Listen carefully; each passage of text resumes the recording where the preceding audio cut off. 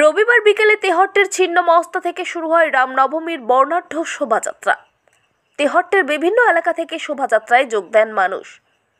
ছিন্নমস্তা থেকে শুরু করে পিট ব্লডি মোড় হয়ে কালীতলা পাড়া, চাতরপাড়া, বাজারপাড়ার মধ্য দিয়ে জিতপুর হয়ে শোভাযাত্রা এগিয়ে যায়। রামনবমীর এই শোভাযাত্রার জন্য তেহট্ট জুড়ে প্রায় 200-র বেশি পুলিশ কর্মী মোতায়েন ছিল।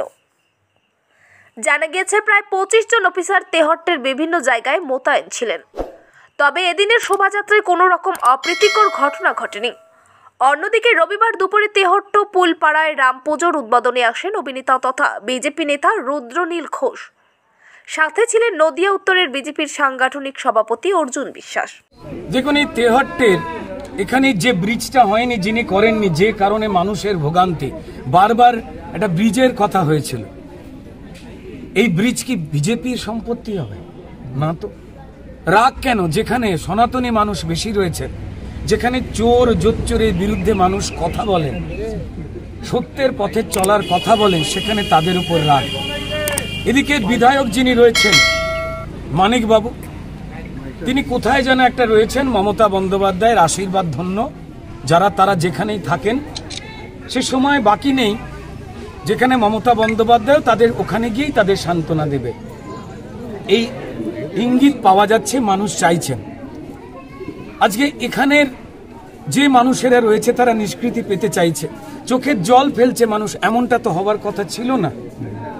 সুপার নিউমারিক পোস্ট তৈরি করে অবৈধকে বৈধ করবার ঘোষণা মাননীয় মুখ্যমন্ত্রী তিনি ক্যাবিনেট মিটিং ডেকে তিনি পৌরোহিত্য করেছিলেন। অর্থাৎ অন্যায়কে ন্যায়ের জোর করে ছাপ দিয়ে অযোগ্যদের লুকোতে, যাতে তাদের থেকে তারা যে টাকা নিয়েছেন, কেউ পরীক্ষাতে কম নম্বর দিয়েছেন, কেউ আর পরীক্ষাই দেয়নি, ধরা পড়ে যাওয়ার জন্য এসএসসি সেই পদে যারা বসবে এই তৃণমূলের রাজ্য সরকার ঠিক করে।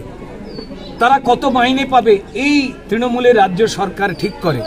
আর তৃণমূল সরকার কেমন করে চলবেন তা একমাত্র একটাই পোস্ট, সেই পোস্ট ঠিক করে, কোনো ল্যাম্প পোস্ট নয়। তাই পার্থবাবু যখন তার বান্ধবীর খাটের নিচে থেকে 50 কোটি আবিষ্কার হচ্ছে, তিনি গ্রেপ্তার হতে চলেছেন, সেই দিন তিনি বিপদ থেকে বাঁচবার জন্য মালকিনকে ফোন করেছিলেন, মমতা বন্দ্যোপাধ্যায়কে। তাই জোর করে বারবার অভিজিৎ গাঙ্গুলি মহাশয় বলেছিলেন, যারা অযোগ্য তাদের লিস্ট দিয়ে দিন, সমস্যা মিটে যেত। যারা অযোগ্য তাদের চাকরি যেত। কিন্তু তারা, অভিজিৎ গাঙ্গুলি যখন বিচারপতি ছিলেন, তাদের কথা শোনেননি, বরং তাকে গালাগাল দেওয়া হয়েছিল। আজ তার কথা শুনলে এত বিপদে পড়তো না, অন্তত পাপ কিছুটা কম হতো। সেই বিপদটাকে ঢাকবার জন্য তারা সুপার নিউমারিক পদ তৈরি করেছেন বেআইনি ভাবে, যার বিচার 8 তারিখে রয়েছে। পুরো ক্যাবিনেট জেলে চলে যেতে পারে এমন অপরাধ। বাংলার ছেলেমেয়েরা চোখের জল ফেলছে, যারা সিন্ডিকেট, কয়লা, গরু, বালি অনৈতিকভাবে রোজগার চায়নি, গরিব বাড়ি, মধ্যবিত্ত বাড়ির ছেলেমেয়েরা, তারা হিন্দু বা মুসলমান, তারা চেয়েছিল একটু সৎ পথে রোজগার করতে, বৃদ্ধ বাবা মাকে একটু ওষুধ দিতে, ভাইটাকে বোনটাকে একটু নতুন জামা কাপড় দিতে, বাড়িতে একটু চাল ডাল সৎ পথে রোজগারে কিনে নিয়ে যেতে। তারা হয় শিক্ষক হবেন বা শিক্ষাকর্মী হবেন। কিন্তু সৎ পথে থাকা তৃণমূলের পছন্দ নয়, মমতা বন্দ্যোপাধ্যায়ের পছন্দ নয়। তাই অবৈধভাবে, বেআইনিভাবে সুপার নিউমারিক পোস্ট তৈরির নির্দেশ দিলেন মমতা বন্দ্যোপাধ্যায়। বর্তমান শিক্ষামন্ত্রী ব্রাত্য বসু সমেত বাকি অন্যান্য মন্ত্রীরা এই অন্যায়কে, যাতে তাদের চুরি ধরা না পড়ে যায়, কারা কারা টাকা নিয়েছেন তৃণমূলের নেতা মন্ত্রীরা, তাদের নাম না বেরিয়ে আসে, তাই অযোগ্যদের চাকরি বাঁচাবার প্রাণপণ চেষ্টা চলল। বিভিন্ন বিচারপতিদের ডিভিশন বেঞ্চ এই শাস্তির কথা তাদের উল্লেখ করেছিল, কিন্তু সুপ্রিম কোর্টে যখন চন্দ্রচূড় বাবু ছিলেন, তিনি স্টে দিয়েছিলেন। মাথায় রাখতে হবে, স্টে দিয়ে তিনি এটাকে বন্ধ করতে বলেনি, তিনি বলেছিলেন এটা অবজার্ভ করা হোক।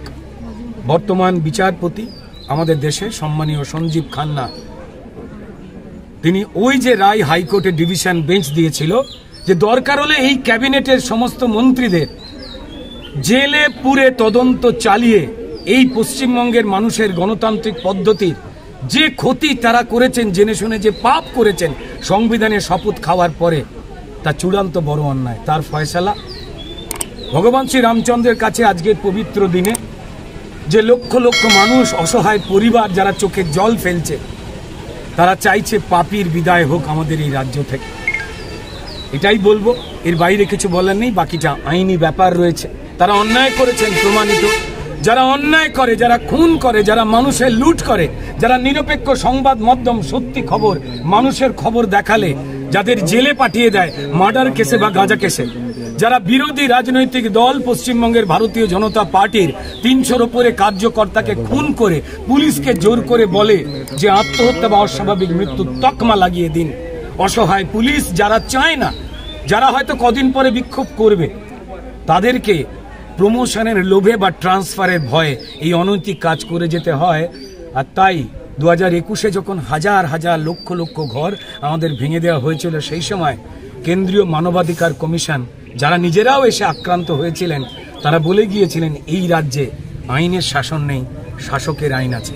আমরা চাই আইনের শাসন এই রাজ্যে নেমে আসুক। শুধু আমরা না, পশ্চিমবঙ্গের জনগণ চান, এমনকি পুলিশ কর্মচারীরাও চান, যারা বাড়িতে ফেরবার পর তার বৃদ্ধা বাবা মা, তার স্ত্রী, তার কলেজ পড়ুয়া ছেলে বা মেয়ে জিজ্ঞেস করে, বাবা চোর জোচ্চোর লুটেদারের স্যালুট ঢুকতে তোমার হাত কাঁপে না?